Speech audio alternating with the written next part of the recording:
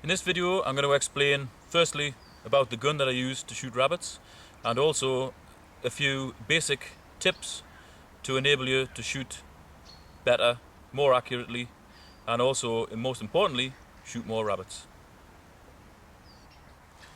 A lot of people have asked me what rifle I use when I go shooting, so I've made this video to show you. This is it.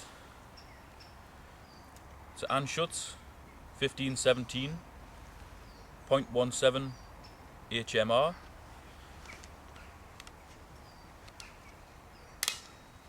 With a Harris swivel bipod and ESC silencer. The scope is a relatively cheap BSA Sweet 17 with a bullet drop compensator on the top.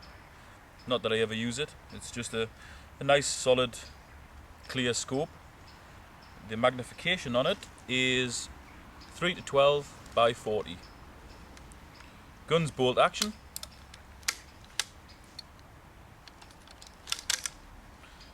With a 4-shot mag, which doesn't sound like much, but just encourages you not to waste any bullets. This gun has got a factory shortened barrel, which means that when you're creeping up on things, you can carry the gun down at your side without it dragging on the ground. You can swing it around inside a vehicle easily. You can put it up over walls very easily. It's just a nice, light, easy to handle gun. The bullets that I use are very light.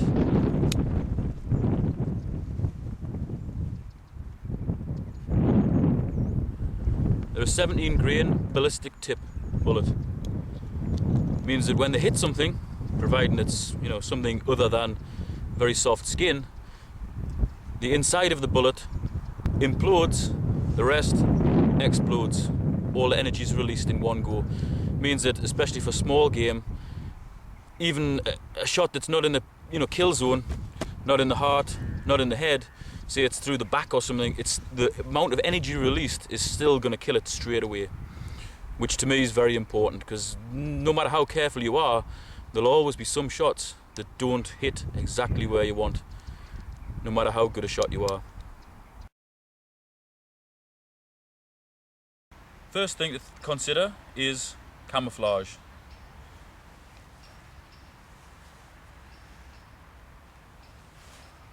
Makes a hell of a difference when they can't see my baldy shiny head, and also when they can't see my white t-shirt. Stands out like a sore thumb. Whenever I go shooting, I might not always wear camouflage pants like I've got on now, or camouflage wellies, but I always make sure I wear some sort of either dark green or camouflage jacket. You see how it blends into the background? Hands, head stick out like a sore thumb. Sometimes wear gloves in the winter if it's cold, but I generally have a camouflage jacket with a hood. So if I am creeping up on something,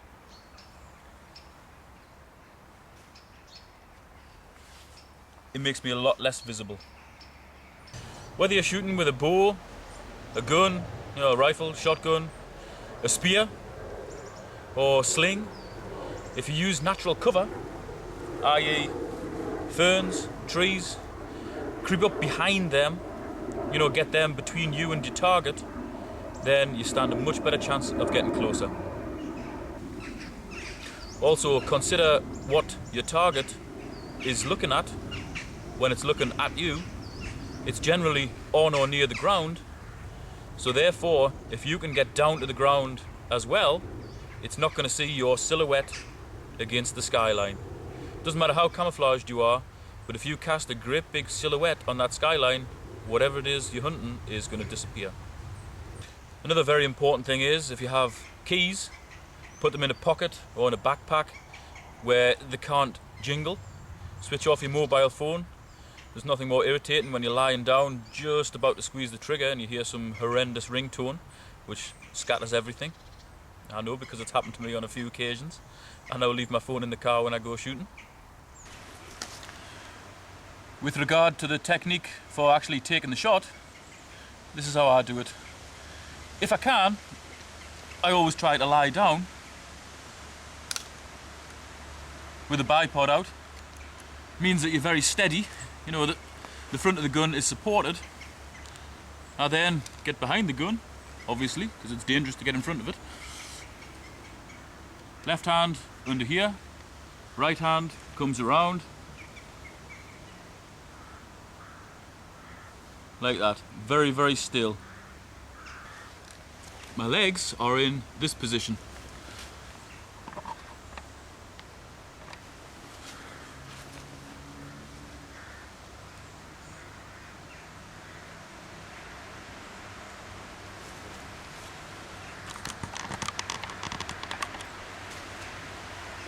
And what that does, it flattens my body right to the ground. Means there's no 1 or 2 points of contact. I'm very flat, very steady on the ground, which means that the crosshairs, when they look through the scope, are also going to be very steady. If they're steady, there's a good chance that I'll hit whatever I'm shooting at.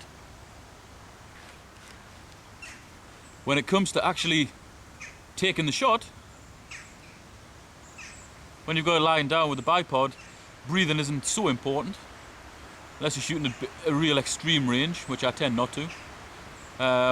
Instead of pulling the trigger in an excited fashion, I would tend to just squeeze. I'm quite lucky because this gun's got a very good trigger. It's got a 2-stage trigger, so you've got a little bit of play, and as soon as it stops, that's when it's going to go off.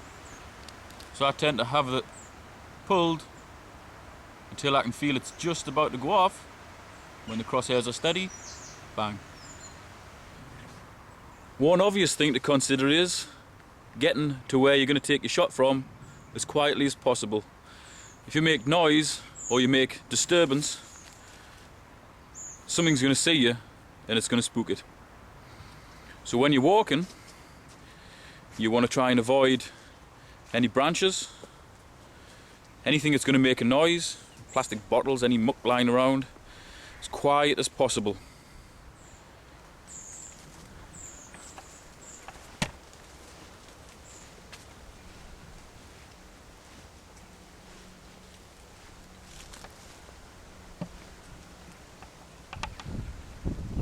After a while it just becomes second nature, and you'll be able to find that you'll be able to keep your eyes on your target and still avoid all the things that could possibly make a noise on the ground. One simple thing that most people don't consider is always work into the wind, and then any scent that you're carrying is blown away from your target. Another very useful tip is to use the sun. If you have the sun at your back, so i.e. you are between the sun and your target is going to be looking into the sun, which means it's going to be even less likely to spot you creeping up on it.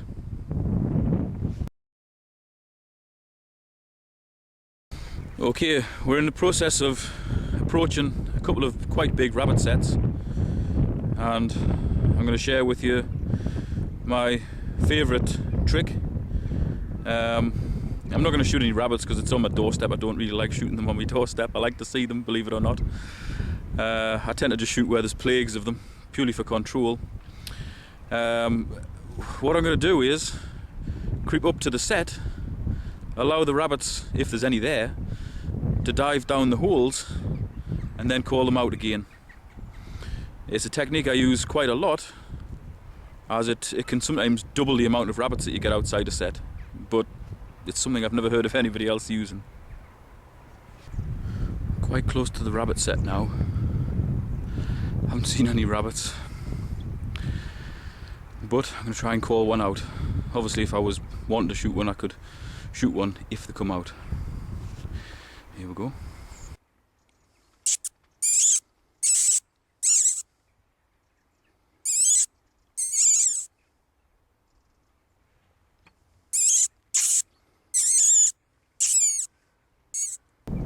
That was highly unsuccessful at that set, so I'm going to try at another set.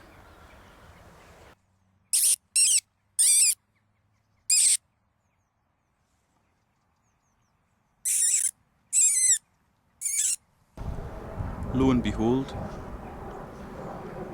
when I tried another set, the rabbit comes out of the first set.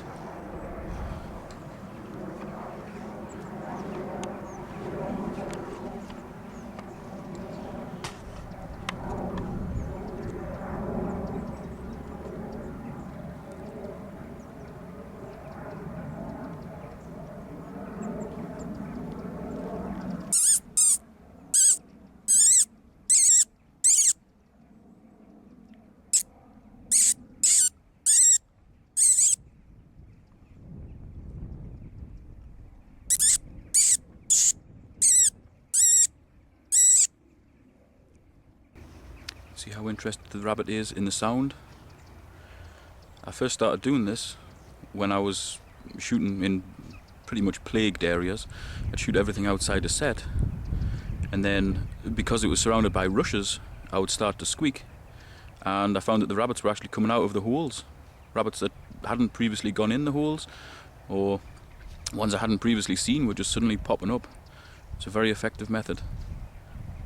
All I do, I go, just purse your lips and suck in, or if you wet your finger, but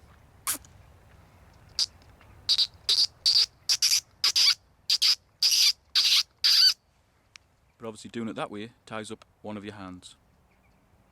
It's excellent for calling foxes in also. If you look at a rabbit hole,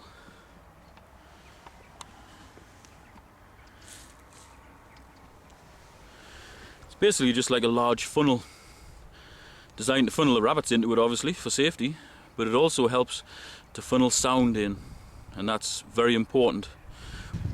No matter what a great shot you are, and everybody thinks they're the world's greatest shot, you know, as do I, we're never going to shoot anything unless we can actually see the target species that we're after. Rabbits are one of the most difficult because they often lie if they've seen you before you see them, they often lie very flat to the ground, and it's just looking for minute differences. They often go in grass the same colour as themselves, and with them being a prey species, they're the same colour as fallen leaves, dried grass. The key is just looking for little differences between them and the surrounding countryside. That's what they're looking for with you. So the more you can blend in, the more chance you have of getting close to them before they can see you. I always like to shoot rabbits without them even knowing I'm there. Although I shoot, I don't really like the idea of chasing things towards guns, or sitting waiting for pigs to come and all that, and baiting things. And I prefer to shoot things without them realising I'm there. A lot of the advice in this video will be geared towards shooting rabbits, because obviously primarily that's what I do, although I also get the odd fox as well. That tends to be with a lamp though, which I'll cover in another video. I also do lamp for rabbits, but generally I shoot them during the day with the 1.7. If I'm shooting them on a night, I would tend to use the 2.2, simply because it's semi-automatic and you can get more shots in, because quite often you don't get such a long exposure time with your targets. Although I've been talking reasonably loud on this video, it's purely just so that the microphone here picks up my voice. Obviously if you're out shooting by yourself, you'll not be talking to anybody, unless you're schizophrenic and you're talking to yourself, like people think I'm probably doing now, if anybody could see me. But if you're out with somebody else, just make sure you keep your voice down. It's amazing how far sound carries, especially on a damp day. It can carry a long way. That's all from me. I hope you've enjoyed this video, and it encourages you to get out there and become a more efficient hunter. Thanks for watching.